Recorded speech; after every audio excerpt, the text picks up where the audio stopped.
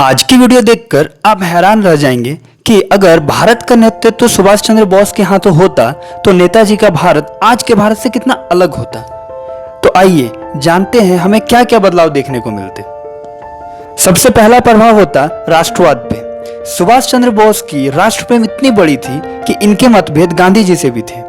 जहां एक तरफ गांधी जी अहिंसा के राह पर चलकर अंग्रेजों से भारत को आजाद करवाना चाहते थे, तो वहीं दूसरी तरफ नेताजी देश की आजादी के लिए कोई भी तरीके अपनाने को तैयार थे, क्योंकि नेताजी से भारत के लोगों की बुरी हालत देखी नहीं जाती थी। इसलिए गांधी जी ने नेताजी को देशभक्तों का देशभक्त भी कहा था। इन सब बातों से साफ समझ आता है कि अगर नेताजी देश के लीडर होते तो देश में राष्ट्रवाद का एक बहुत बड़ा प्रभाव होता, जिसकी वजह से वामपंथी, नक्सलियों या आतंकवाद जैसी समस्याएं इतनी बड़ी नहीं होती और ना ही कुछ लोग 21वीं सदी में इस तरह की बचकानी हरकत कर पाते। दूसरा प्रभाव होता हमारी डेमोक्रेसी पे। कुछ इतिहासकार बताते हैं कि नेताजी स्वामी विवेकानंद के फॉलोअर थे और वे अपने धर्म को लेकर बहुत स्ट्रिक्ट थे। वे अपनी जिंदगी एक योगी की तरह गुजारना चाहते थे। तो वहीं कुछ इतिहासकार यह भी बताते हैं कि अगर वह भारत का नेतृत्व करते तो भारत एक डेमोक्रेटिक कंट्री नहीं होती। तीसरा हम जानेंगे कि भारत की छवि दुनिया में कैसी होती।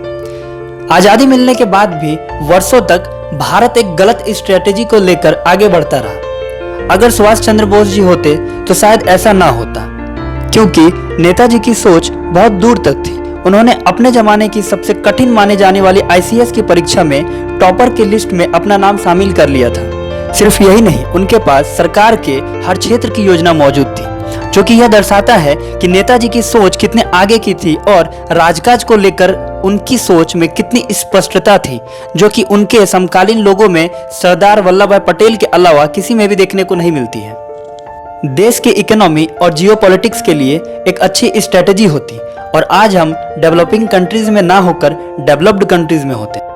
जिस इकोनॉमिक स्ट्रेटेजी पर 1947 से 1991 तक हम काम कर रहे थे उसे बदलना पड़ा, जिसके बाद देश में विकास की रफ्तार बढ़ी। 44 साल की यह स्ट्रेटेजी देश को बेहद भारी पड़ी। चौथा प्रभाव हमें भारत के विभाजन के वक्त देखने को मिलता। सुभाष चंद्र बोस होते तो आजादी के साथ देश का विभाजन नहीं होता। आज पाकिस्तान और बांग्लादेश के नाम कोई कंट्री नहीं होती और तब भारत की शक्ति क्या होती इसकी सिर्फ हम कल्पना ही कर सकते हैं। क्योंकि सुभाष चंद्र बोस देश को जमीन का टुकड़ा नहीं बल्कि जीवित माता के रूप में देखते थे और कोई भी अपनी मां के टुकड़े करने की बात सोच भी नहीं सकता।